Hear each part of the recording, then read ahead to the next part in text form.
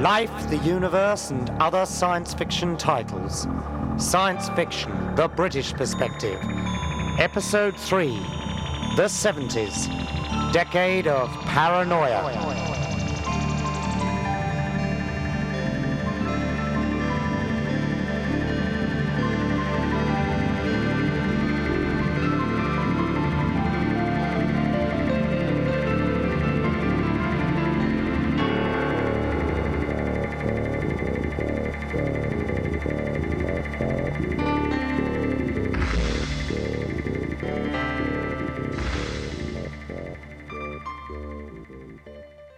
The 70s, probably the most productive age for British television science fiction, reflecting the paranoias inherited from the 60s and the frivolous nature of the day.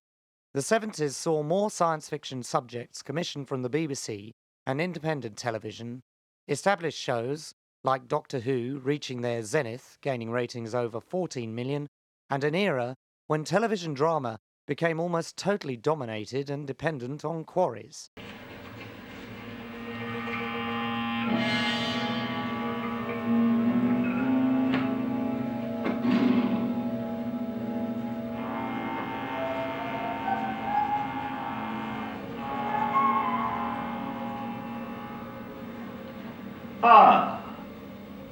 Welcome, Doctor.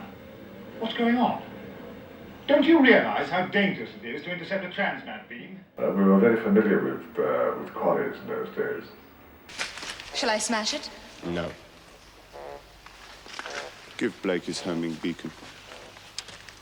Make it easier for him. Finish it. No, please wait. It's me, Turlock. I helped you. I gave you Avalon.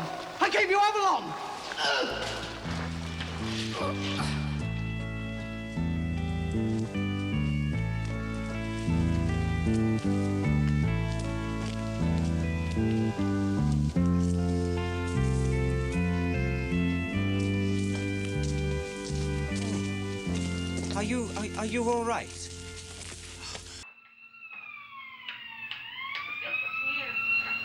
it nice in South Croydon? What? It's a paradise compared to this stuff. I bet we're not even on Earth. Well, maybe the season hasn't started yet. Do you have a season in South Croydon? Come on, where are we? We're in a quarry. It may be slightly partisan, but it seems appropriate to begin our exploration into the world of 70s science fiction with that old favourite Doctor Who.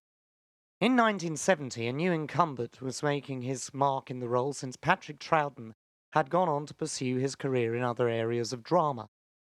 The first story was particularly indicative of the style and story content of this era, playing largely on the fears of the environmentalist champion cause at the time, plastic. The destruction of plastic still gives some cause for concern today, but at the time this programme was made, the problem was first beginning to be addressed, and public debate began to examine the drawbacks that this man-made material might encompass. We had phone calls from the Scotland Yard saying, please don't make policemen frightening, because we had policemen who had false faces. The doctor leant forward and peeled off the policeman's face, and he had this awful blank robotic face underneath. It was a different sort of frightening, you see. It's okay to frighten with something which you're not going to meet in everyday life, but it's not otherwise. The staple diet for science fiction has always relied on creating a suitable fear or paranoia in its audience. Most of the time, these fears were largely a reflection of present-day concerns.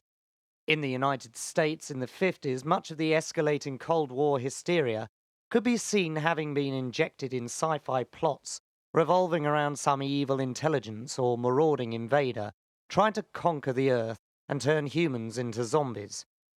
However, they could have saved themselves the trouble and simply gone into daytime television productions and created the same result. As everyone knows, 1984 was really Orwell's allegorical representation of Russia in 1948, and in fact most science fiction has more to do with the writer's perception of the time he or she is living in than some mystic Meg Bent in trying to interpret the future. By the 1970s, any conviction in the dignity of government had been almost completely eroded. The Kennedy assassinations, Vietnam, Profumo, and Callahan's change of heart regarding the deflation of British currency had all played their part in challenging people's wavering convictions in their leaders.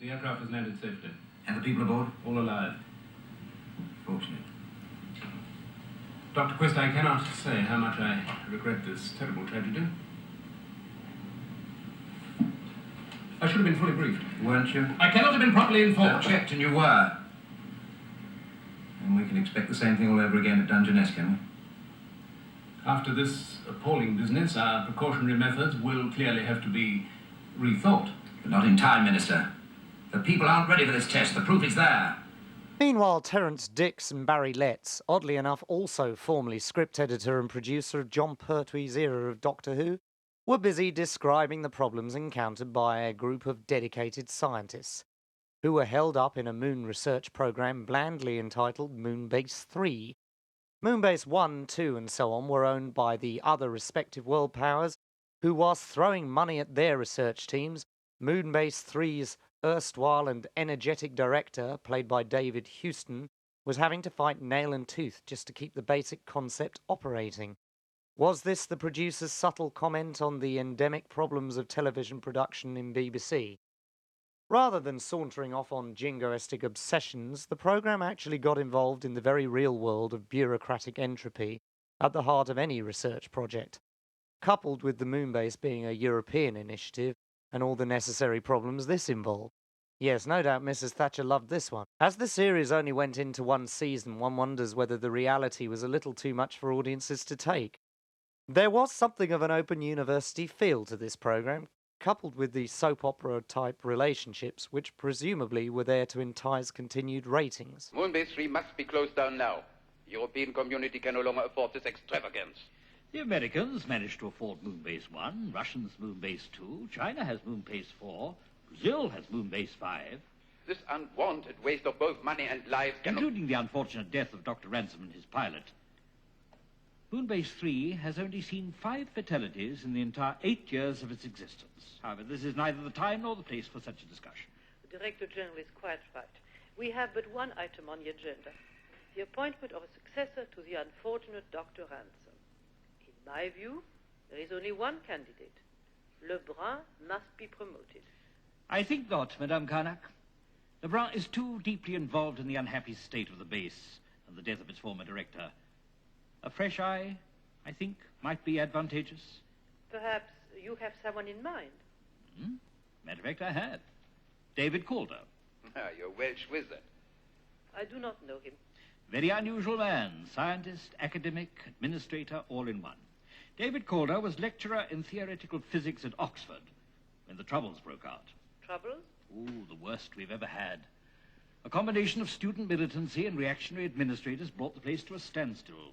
David Calder took over as Chancellor when nobody else wanted the job, and he had the place running smoothly in less than a year. Whilst Ralph Bates, Houston and the other members of the cast were struggling with the tedious problems of budgets and a mortality rate akin to that of the population of Morse's Oxford and Bergerac's Jersey, Terry Nation, who by some weird coincidence had previously cut his television teeth on Doctor Who, creating the most famous creation of all, the Daleks, had dispensed with such problems by eliminating practically all of the human population with a deadly virus created in a lab.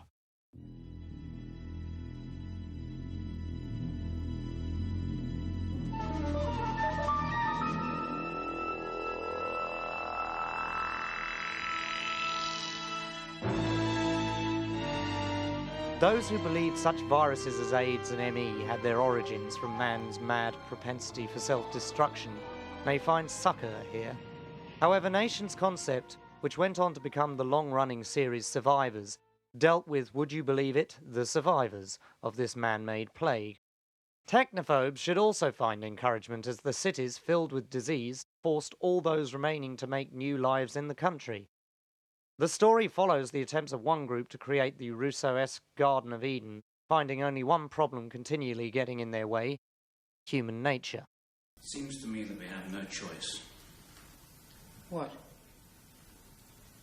Capital punishment.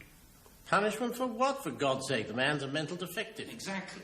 So we should send him to a hospital where he'll be looked after for his own and everyone else's good. Well, the only question is, which hospital? But you can't kill him. You can't kill Barney. Well, do you think I want to? I'd just like one of you to suggest a viable alternative. Well, come on, what are we going to do with him? Lock him up? Just lock him up and let him rot? No, not that. All right, then what? But you can't kill him. You can't do that? No, we take him somewhere and let him Die slowly or kill someone else or both. The easy way out. We don't see him die and we don't see him kill anyone. Out of sight and out of mind. You all make me sick. Greg. Well, now, come on, we've got to face facts. Look, society's got a bit compressed lately. Hadn't any of you noticed? Politics, environmental catastrophe, the vision of a new and better world being blighted by bureaucratic entropy, the destabilization of society. These subjects are all well and good, but let's get down to something people really understand. A really common preoccupation for anyone who didn't own a computer, which in the 70s was quite a lot of us, was the fear of when technology turns on its creators. Ever since the numerous misinterpretations of Mary Shelley's Frankenstein, the genre of science fiction has been consistent in cautioning mankind in its pursuit for a better life or simply making life easier, that these goals may have a high price. A frequent obsession is that of the science fiction writer's interpretation of the cost that may be incurred from developments in artificial intelligence, and further harnessing that power in frighteningly powerful metal hulks. This was distinctive in the 70s, when the possibilities of silicone-based intelligence and mechanized systems had actually taken steps towards reality.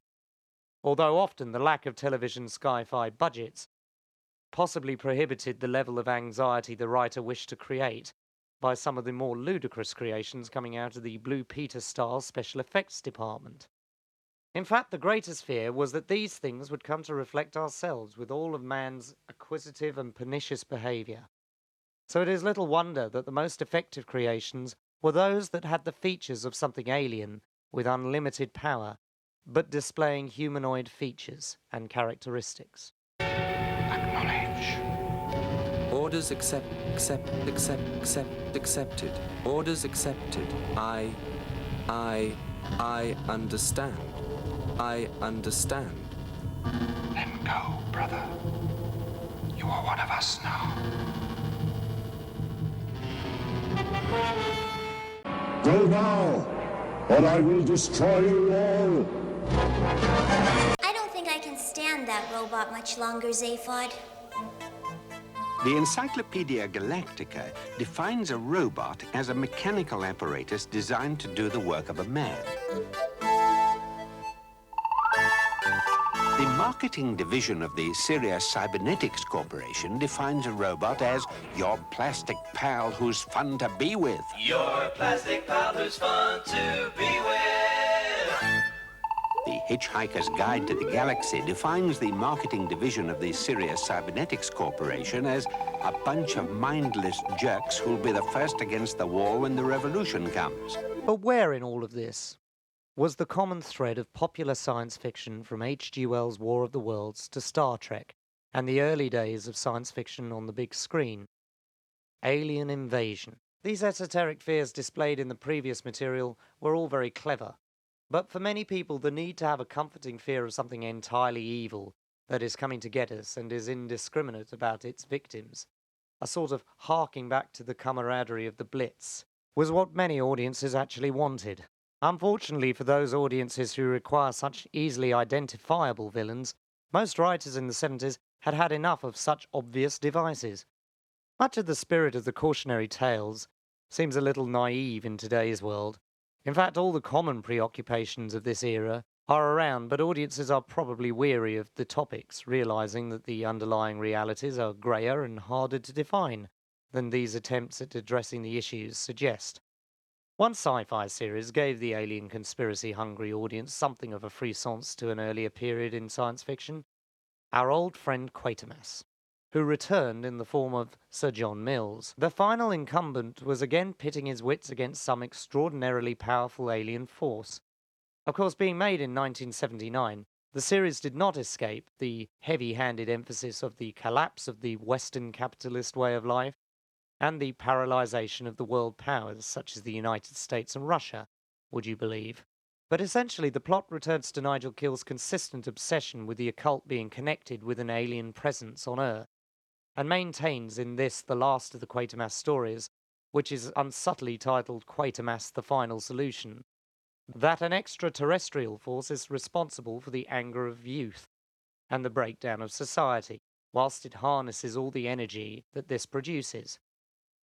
It is a fitting end to this programme, then, to show Quatermass as he makes his final bid for absolution, for the previous sins of scientific obsession. I know what evil is. That's evil.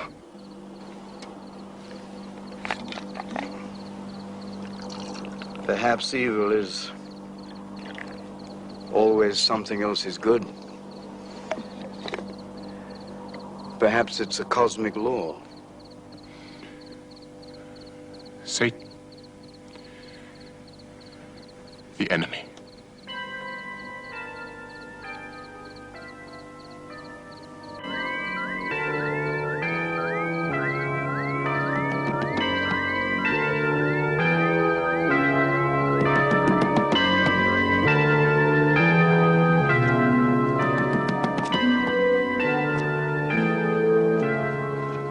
Suppose it can't. Like lightning not striking twice. This lightning's programmed. If only I've guessed the program. They're all here now. 1 million of them. Waiting for you. 1 million kids.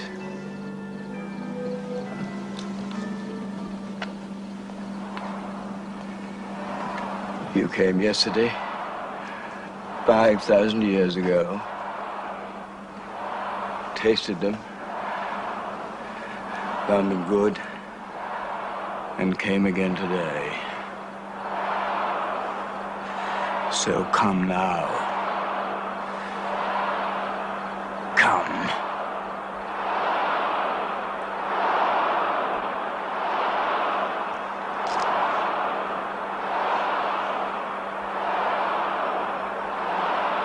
There's somebody.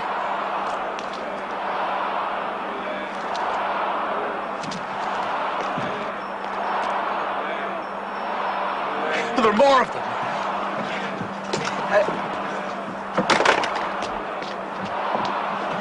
Get away! Get back! Get away! Get away from here! Get away! You'll all die! That's a bomb!